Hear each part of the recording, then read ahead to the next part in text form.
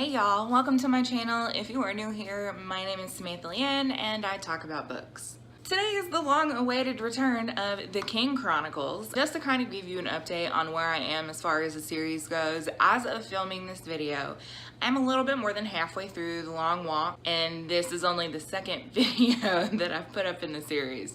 So it's kind of taken me a little while to get caught up as far as the notes go. These aren't videos that I just talk about the plot. I talk about my thoughts, the characters, the themes, any connections to previous Stephen King books. If you want a little bit more in-depth information on that, I will link the introduction video up above. Obviously, this video is going to be heavy spoiler territory. So if you have not read this book, then I don't recommend watching this video unless you just really don't care if you're spoiled. So I have both of my editions up here, and I actually am going to have another special edition coming in that I have ordered but haven't received it yet. Got my little Barlow bookmark from A Stranger Dream. It's an Etsy shop that specializes in horror related merchandise and bookmarks. I will link that in the description below because she's got some really awesome stuff on her Etsy site. So okay, so this is gonna be a long one. Well, all of these have been long, let's be real about it. So let's just jump right in, okay?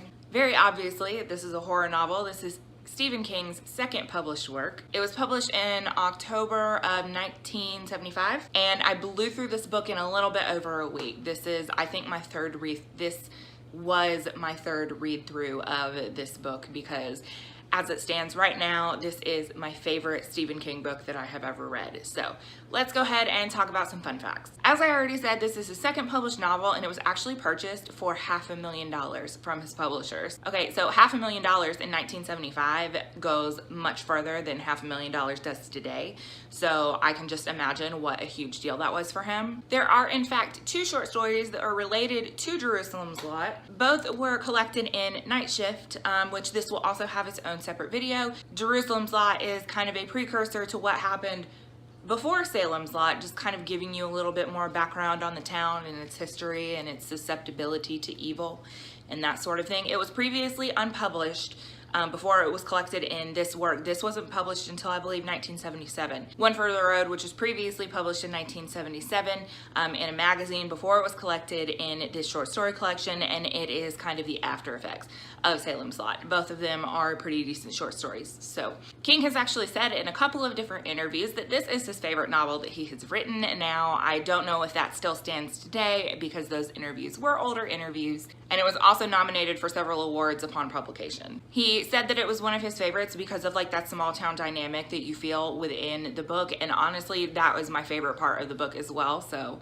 that's pretty cool. It is heavily influenced, obviously being a vampire book from Dracula by Bram Stoker, the original vampire story, and as well as The Haunting of Hill House by Shirley Jackson. And I actually went through and I read both of those after I finished this because I really wanted to see what that influence looked like, and it is definitely there, and I do very much enjoy both of those stories. And he actually does talk about his influence in the foreword of the novel, this one in particular. This is a book that is also connected to the Dark Tower universe. We will not be discussing that aspect of it today. My goal is, when I'm doing this, is to talk about how the connections go over time. Being as this is only his second published novel and there are no connections to Carrie that I could find, I won't really be talking about those connections today, but once we get further into his published works, we will definitely be seeing some of these characters crop up again.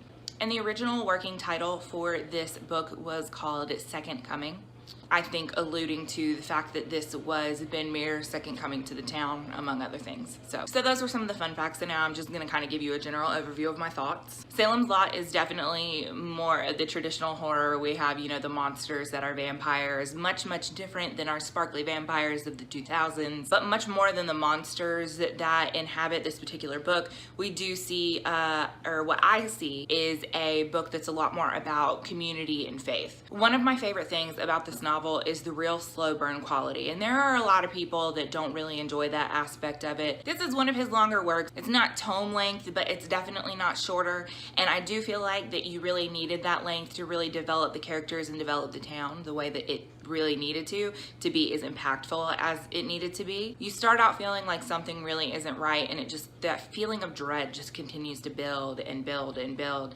until you get to, you know, what's actually going on into the town. And in some cases, if you take too long to build that up, by the time you get to it, you're over it. I didn't feel that way in this particular book. And even though our main antagonist, that is Barlow, isn't really present through most of the book, it's no less scary because of that. I think the pacing was good, and I also think the way that it was broken into sections kind of kept the plot moving. Another thing that I really enjoyed was the epigraphs that were used. Each one of them was really relevant to the upcoming sections, but we'll talk about that more in detail because I actually will be discussing some of the epigraphs that were used. One of the only real negative things that I found was the relationship between Ben Mears and Susan was honestly, I just felt like it was forced. I felt like it moved too fast, and therefore it felt forced. It didn't feel organic to me. It didn't really feel like it added much to the plot, though I see why it was used, because otherwise I don't feel like Ben would have had a real reason to stay in the town if it weren't for Susan, but it still felt too forced. He didn't spend enough time actually developing that, I thought. Overall, I really, really love this book. I love the slow burn quality of it, and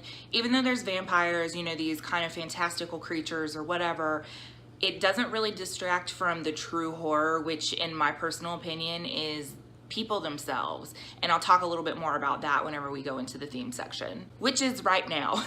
So when we talk about themes, the biggest theme throughout this book to me is really the theme of community. And even though we're dealing with vampires, we're also dealing with the people in the town that are becoming vampires. And one of the things that we see over and over again is while the community is very like small and idyllic on the outside, each of these people have some pretty large secrets and some pretty dark secrets that they're personally dealing with. Everyone is hiding something, and there's a lot of different things that are addressed within this book, from adultery to child abuse to drug abuse, spousal abuse, and murder as well. And even though you're supposed to be rooting for the people that are in the town because, you know, these terrible things are happening to them, you're really questioning that because of the things that you're finding out as you go through this book.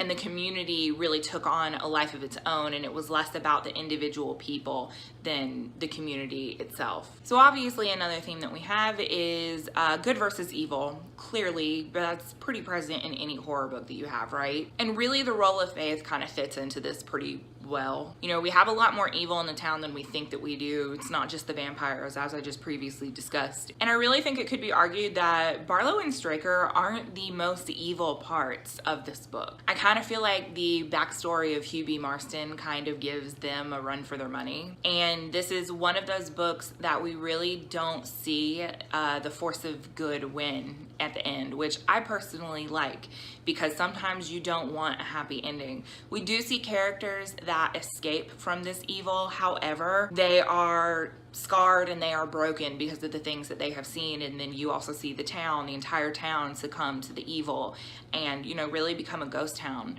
And so the good guys don't triumph in the end. And sometimes that's just a fact of life. So you have some Seven Deadly Sin action going on in lying and lust and things like that. I won't go into too much detail just because, but the lies are really what run rampant within this book. And that's really what works in favor for Barlow and Straker and them, you know, getting to the things that they need to get to. You know, then of course on the lust section, we have the relationship between Ben and Susan, which is very hot and heavy, very quick. You know, there's all kinds of adultery and things that are, you know, going on throughout the book. Although most of that takes place off the page, it's still heavily implied. So, okay, so let's delve into characters. So our main character in this is definitely Ben Mears. He is the aspiring writer, well, not even aspiring writer, because at this point he has published several different things, and he's had this idea rolling around in his head for a story that's inspired by the Marston house, really. And so he comes back to Salem's Lot, where he spent some of his childhood, to really kind of get this story out of him. He just needs to get it out of him. And honestly, poor Ben cannot catch a break. Between the things that happen in his childhood, he does have the death of his wife that he has to contend with, and then of course he loses Susan in a very dramatic, traumatic way. And he also can't catch a break because when you really think about it, he kind of killed both of them himself. He's very impressionable, seeing as, you know, this one childhood instance of him actually going into the Marston house whenever he was a kid, you know, drew him back so many years later. But all in all, even though he is our main character, I really felt like he was very one-dimensional, to be completely honest. I didn't really feel like he in particular had developed enough, and I think that's because we spent so much time focusing on the community as a whole versus Ben as a person. So then of course you have Susan, which is the love interest, and honestly Susan is just boring as hell to me. Again, I don't feel like their romance really added anything to the plot aside from being a necessary plot device to keep Ben within the town. She is also someone that is extremely one-dimensional to me, so I don't really have anything else to say about her other than that. I think that she was more or less used as a plot device. She didn't leave a lasting impression on me. Mark Petrie, the young boy who becomes involved in all of this craziness. Honestly, to me, he definitely reads more like an adult than a child. I don't know if that was done on purpose or not. And he's so self-possessed when it comes to his fear. I don't know if that's because when you're a child, it's easier to like accept the reality that's in front of you versus, you know, adults have a little bit more trouble than that, having trouble accepting something that logically should not exist. But he just is so calm and collected, you know, during these big scenes. One of them that speaks to me in terms of, you know, his calmness is whenever he gets caught in the Marston house by Straker and he's tied up in this house, and he's like, okay, he starts thinking about like Harry Houdini and how he got out of this rope, and I'm just like, no child would ever think of that, and honestly probably most adults wouldn't either, but to have a child actually think about these things and like actually get out of the rope because of that, like that's one of the reasons that I say that he reads much more like an adult to me. You know, the other thing is he can sleep no problem after one of the I can't remember these children's names, I just can't remember them. The kid that comes to his window, he, you know, comes face to face with this kid at his window, and then he just goes to sleep.